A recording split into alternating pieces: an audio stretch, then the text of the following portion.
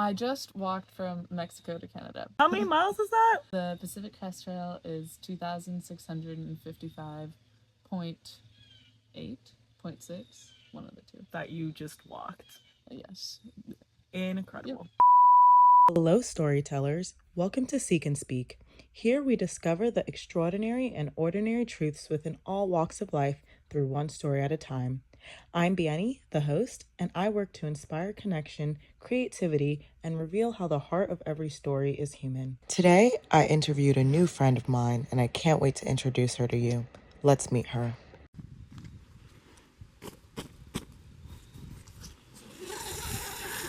Hi, Eva. Hi, Biyeni. This is so exciting. I'm so happy that you are here as a storyteller on Seek and Speak. Thanks for having me. I feel like it's important to mention how we actually don't really know each other. True that. We don't really know each other. We met maybe once 2 years ago. Yeah. A quick chit chat here and there through a friend, but I don't know the depths of who you are. Likewise. And so I'm excited to hear the story that you have for me. Why don't you share a little bit about yourself? Alrighty. I'm Eva. I go by many names, depends on the setting. If you find me on the Pacific Crest Trail, I'm Ponderosa. In the human world, I'm just Eva. So, I'm 22. I go to Northeastern University and I study environmental engineering and data science as a minor. And some things I like to do. Sometimes I like to walk, go for little walks in the woods usually. But yeah. Wow, thank you so much, Eva, for sharing a little bit about yourself. And well, you're here on Seek and Speak, so you know what this is all about. I'm here to hear a story that doesn't have to be extraordinary or ordinary, quite literally just a story that is meaningful to you that you would love to share with me and the audience of Seek and Speak. So yeah, what's your story, Eva? Okay. Well, I just walked from Mexico to Canada. I got to Canada on the 26th of September. It's October. Wow. Today is October? October Okay. 2nd, yes. Okay. So my brain is still like absorbing all of the 147 days that I spent in the woods and deserts and mountains and valleys. So I've really been racking my brain ever since learning about your project and what you do here, trying to pinpoint one specific story. And that has been proving to be an impossible task. I do not blame you. How many miles is that? The Pacific Crest Trail is 2,655.8.6, one of the two. That you just walked. Yes. Incredible. Yep. I can't blame you for not, knowing of a specific one, but whatever you share, I'm excited to hear. Yeah, so okay. Let's see. We can start with the one time that the two times that I was perhaps peer pressured into walking for 24 hours straight, which is surprisingly not as fun as it sounds. That's surprising. It sounds so fun, I know. Everyone wants to do it. That's insane. That's so cool. Yeah, let's hear it. Okay, there were two instances. One in this little stretch in Southern California from Hikertown to Tehachapi. Tehachapi's like an actual town with a McDonald's. If it has a McDonald's, it's a town. But so the reason why some hikers choose to do this stretch all in one go, it's a 41-mile stretch, and Hikertown is this insane location run by a guy named Richard. Hey Richard. How you doing?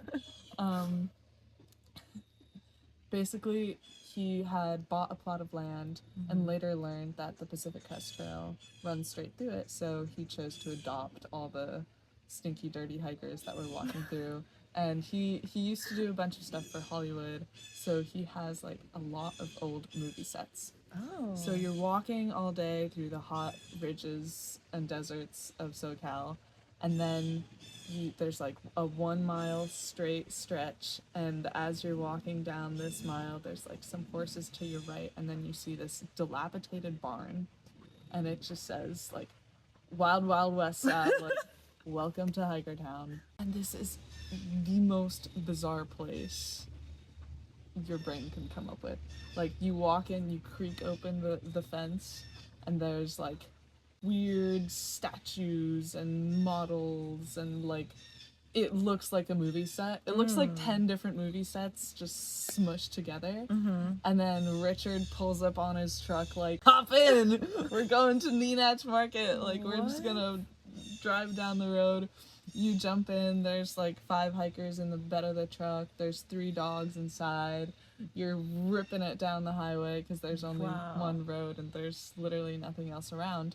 And that's the reason why people choose to do this stretch all in one go. That's insane. Yeah, it's really cool. It was really cool to learn about it. One go, 24 hours you were just walking. I don't think it took us 24 hours.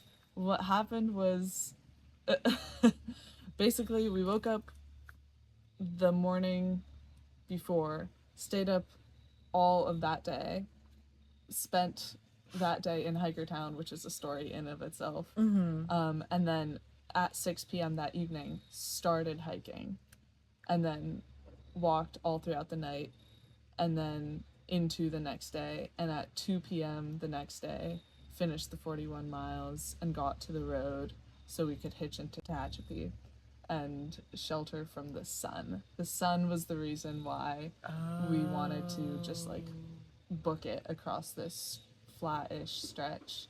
It was flat-ish for the first 25, 30 miles, and then the last bit is like a 4,500 foot ascent. Cannot. You know, there's actually a horror movie coming out about walking. I just The Long Walk or I something? just watched it. I was in Seattle. I was in Seattle at the end of the hike. Did you feel that way? Yes, it Terrifying. was so funny. My family, we got to Seattle after. Wait, what's Canada. a tramley? Okay. Let's talk about that. Yeah. There's a lot of terms that come up after you spend months and months in the woods and you slowly use your brain cells and your mind, so we start using made-up words like tramily. That one actually makes sense. It's a trail family, a very integral part of this whole experience, and honestly just an incredible thing to be a part of. It's something that I cannot imagine this experience without, and I'm incredibly lucky to have met the people that I can now call my tramily. Can we talk about like some of the people that you met on the trail who impacted your life? Absolutely. The tramily. Some of the tramily members. So we all have, not everyone, but most people choose to use trail names, which is kind of just a funny word or phrase or something that encapsulates who you are from an experience. Usually, you can't name yourself. That's not cool. I mean, you can, but it's not cool. It's usually something that happens, and then people around you are like, wait a second, that's your name now. For example, there's Helmet. Oh, Helmet. Helmet, that's a good trail name. He got his trail name from his first hitchhike on trail was on a motorcycle because there was an emergency and he needed to get into a town, and he put his thumb out and a motorcycle drove by. He was like, hop on, but I don't have an extra helmet, and if you get fined, you're paying the fine. Oh. So Helmet was like, all right, I guess there's gonna be no helmet on this motorcycle ride. Take me to where I need to go, which it happened to be the town of Hemet. And then he proceeded to have a very hellish experience in the town of Hemet. So it was hell in Hemet, and he got there without a helmet. So you're Ponderosa. I'm Ponderosa, that's my trail name. How did you get your name? I started picking up pine nuts off the ground and shoving them in my face and other people's as well. And just my general affinity with pondering and figuring out different trees and plants around me. I'm just curious. You're a curious person.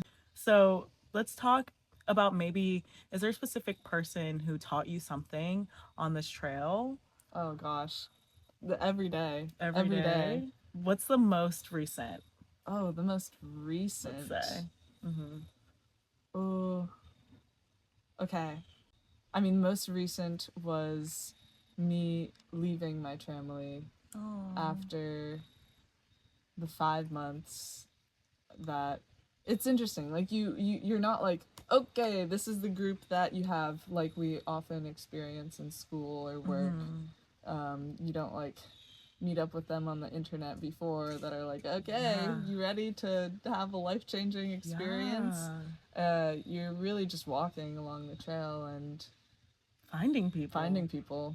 And if you want to walk together, you do, and if you don't, then you don't. And sometimes you have no control over it. Like I met this guy Nacho on day 1. He started walking a day before I did. Wow. And I did not see him until mile 1300 in the grocery store. What? When we were resupplying. And then you just see people or you don't. We ended up finishing the trail together. And along with like 12 other people. There was a bunch of us at the end, and the most recent thing that they all taught me really was how much they all mean to me. Just standing in the line for security at the airport, it was so painful to leave them. And that really is incredible that it's so painful to leave my people, because it means that they're such a big part of me, and they really truly are. You have this opportunity to get to know a human being and in so many different ways. Right. From conversations about poop that happen very often to just moments when my weaknesses were overwhelming me and I was struggling to keep going, and they were there to carry me, maybe not physically, but even when we had to physically. My friend Fireball likely tore her ACL. No. 170 miles from the border, and like Twitch and Dr. B, they carried her things. They did not carry her for 170 miles. She's a badass. She carried herself. Really? Yeah, she walked it. She even finished. though she tore her ACL, but they carried her things. Yeah, we split her stuff so she didn't have as much weight in her pack. Nature kind of forces you to like be your authentic self. Like you don't know how long you're gonna see these people for, how long you're gonna know them, and so it's better to come as your true self and just be authentic and go on this journey together, rather than put up a facade. Being in civilization, in society, like you're meeting people and you're not coming as your true self, really. Like you're just trying to like connect with them, and most people don't realize connectivity means being authentic. Most people think it's trying to be the most popular, being the prettiest in the room, being the funniest in the room, instead of just being themselves. I just think that's so special that like your tramily is such a strong thing, and I think that the reason why might be because you're not like forced to like live in the like construct of society. Absolutely. You get to experience the full range of that. So you meet people and you don't know, like you said, you don't know if you'll see them every day for the next 4 months, or you will literally never see them again. So from Wow. that like first impression, everyone's, from my experience at least, your walls are down. There's no reason to exactly put up those facades because you're here to just be. You literally don't have to do anything. You forget about the days of the week, the time of day. You don't need a schedule. All you do is walk. Yeah. And you don't just have your walk. phone, right? Like, right? You're not using, or you're not using it. You have your phone, but if you're in the woods, like there's oftentimes where you don't have any service. Yeah. You use your phone, just not in the same way you do in society. I mean, Yeah. everyone has their phones, and I still struggle to like call my friends. Yeah. Like, I know, or even respond. Like, I'll see a text message and I'll be like, anxiety. Let me put that away. There is none of that. When you don't have any service, oh no, Oh, I can't no. respond. Sorry, I'm just like walking from Mexico to Canada. Like, just simple Oopsies, things. I can't respond. I want to ask, like, being in nature, how is that transition from being completely in nature to being back here right now? Like, what? Are there some things that you're like, wait, this has been happening the whole time? Yeah.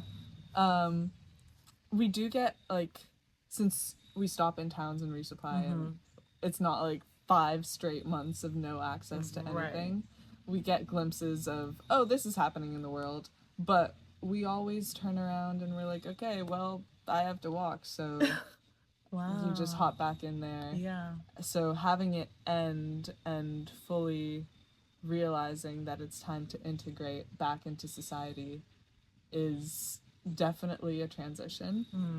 You've caught me at a good time because I literally got back out of the woods on September 27th, so that was what, Like, 5 literally. days ago? Yeah. I think last night was my 5th sleep in a bed. I think. And so yeah, there's multiple aspects of, okay, things are happening in society, and these are the things that have happened in society.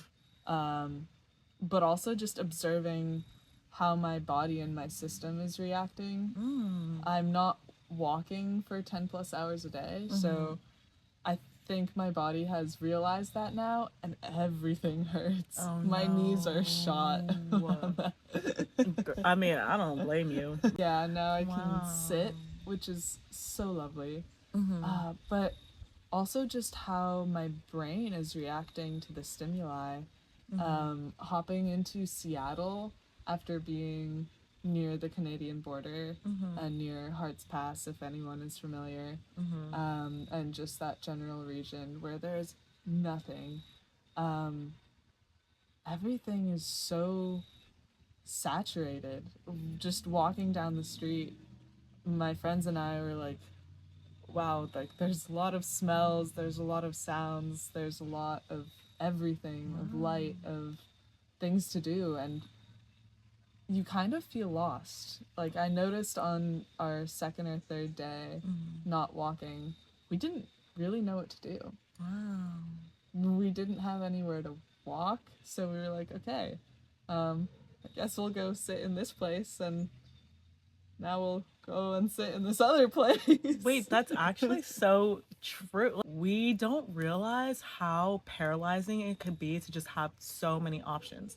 People are always chasing like the next thing, a new thing. Like, I feel like people are stuck in this mindset where it's like with like capitalism and stuff that they're not going to be satisfied until they get to the top. But even the people who are at the top are never satisfied. And so you're in this constant state of having too many options, too many things to do, too many things that you can be. Yeah. Trust, I felt like when I graduated college, I was like, well, I could do this, I could do this, I could do this. Right. And I just ended up not doing anything Yeah.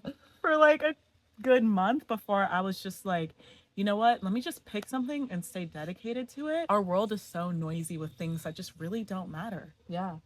And doing this, you truly get the opportunity to completely rid yourself of all of those distractions, and you have no choice but to be who who you are, because you're not doing anything but walking and eating and sleeping and pooping and being around other people who are crazy enough to also choose to do this with But brave enough 5 too. months of their time. Brave enough too, girl. Like, it is a bit crazy, I can't lie. But it is. I don't really know why we so do it. incredible that like you're choosing to like do something so like extreme Yeah. from the way that most people are taught to grow up. Yeah. You know? And you are removed from all of these stimuli that are telling you to be a certain way or do a certain thing, and you're just in nature and constantly reminded of the incredible things that this world really is. Like these ravines and ridges that were formed by glaciers and tectonic activity, and just thinking about how the world around us is actually here. We don't spend that much time thinking about it and being fully immersed in it and having to put in the miles to like walk through and just be with your own thoughts for a really, really long time. I might go crazy. That's why the tramily is is such an important aspect of it. You get to not only explore how you respond to that environment, but also how these people are responding to that environment and what their journey is, and you kind of compare, okay, I'm walking through here for these reasons, and yes, we're all walking the same path, but all for very different reasons and are on our own journeys. But also beyond that, like the community that is supporting us, crazy weirdos that are walking. There are so many people called trail angels, and that they do trail magic, two other terms. Trail angels are, just people who live either nearby or sometimes not nearby, and they offer anything from like a ride into town to food, which is a very easy way to get access to a hiker's heart. Yeah, what? Yeah, people will come by trail and just set up like a grill and cook burgers, or sometimes just like leave a cooler of drinks. And finding that in the middle of nowhere or by a road is an insane experience. Just the community that supports this endeavor. There are Facebook groups on Facebook groups that are just people that are willing to help. Anywhere from like taking in hikers into their own home and being like, hey, y'all stink, you can shower in my shower. Really? Yeah. And do laundry there. And that is so rare. You meet completely just a person that you have never met, and they're like, here are the keys to my car, you can use this to go to the grocery store and like get whatever you need before you get back out on the road. I can see why they're called trail angels. Yeah, trail angels, for real. Wow, but honestly, that's the way we're supposed to be living. Yeah. We're supposed to be a collective society, helping people do simple things as like, I don't know, making food, to complicated things like raising children. Like, it's never supposed to be so individualistic. So even though this journey started with it being just you deciding, I'm going to walk from Mexico to Canada, it ended with a community, a family. Absolutely. And that's so beautiful. I can't think, like, I'm so grateful for being part of the Thru Hiker community, because I can't really think of any other place where so many people are helping you reach this insanely big and crazy goal. Where every single day you are making an active effort with every step to reach this big goal, but there are so many people that like I would never have made it without them. I have so much love for those people, and I would not be the person I am today, nor would I have accomplished these things that I want to accomplish without them. I 100% like even though I didn't walk, but I feel that support in other ways in my life, and I've learned to be so grateful for it. As simple as Seek and Speak, it's like I'll tell my friends and my family, like the closest people to me, I want to do this. I want to shave my head. Go ahead, Biyeni. You look great. You have a round head. You look great. Oh my gosh, like I want to be president of the United States. Yes, you can be president of the United States. Oh, I want to start a channel where I tell people stories and hopefully like change the world. And they're like, you can do it. And you're so right when it's like, you have an impossible goal. Yeah, I want to walk from Mexico to Canada. Literally, what? Who? What? Like, what? But when you have people who believe in you and who are there willing to support you in whatever means like necessary, it's no longer impossible. It's actually so possible. Yeah. You can almost see the end. Yeah. And so, except for you can't. You can't. It's 2,655 Maybe not if you're walking. miles away. You can imagine the end. And you know? You do. And you do. And you and are then excited one day, to get there. And then one day it's there. This has been such a wonderful conversation. Before I end it, I want you to show you brought something for us. Okay, I have, hundreds of tiny little snippets and stories, but there's one time that I lost my tent because I was a fool and I forgot it in the trunk of a Trail Angel's car, and then she drove home and she lived 3 hours away, and I realized that I didn't have my tent with me at like 10 p.m. So I called her up. She was like, I'll drive back in the morning, which isn't that incredible? Isn't that insane? Wow. And I don't know if I would have said that. Exactly. That's true kindness. And I was like, no, you're not going to do that. That's ridiculous. But they sent me the tent further along down the trail. So for a short period of time, I think it was like a week, I didn't have a tent. And I would have been a little bit screwed if I did not have this ground tarp. But luckily, I just cowboy camped. And this through hike, I did a little thing where I asked people to sign my Tyvek sheet. So as you can see, it's covered in dirt, but also the signatures of many dear friends, and all of their trail names. We've got, let's see, there's Matt Bush, Bush Pilot, and Poppins. Songbird, I like that. Hey, Songbird. Hi, Beam. Hi, Beam. They finished the trail like 2 days before I did. There's Chill 25 and Nacho. This is so Water Girl. precious. There's Fireball. We've got Ballsack. Oh, Ballsack. Ballsack. Blueberry. I kind of want to hear that story after. So cute. Phantom of the Opera. Kodak. Eagle Eye. Marmalade.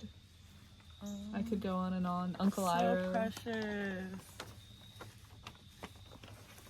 But yeah, thank you so much for sharing all of this. Thank you so much for being on Seek and Speak. Yeah. I learned so much from this conversation, and I do feel so connected to you. And yeah, I'm just thankful. Please like and comment, and please subscribe to this channel if you want to hear more stories about people being authentic. I hope everyone remembers that the heart of every story is human. So what's yours?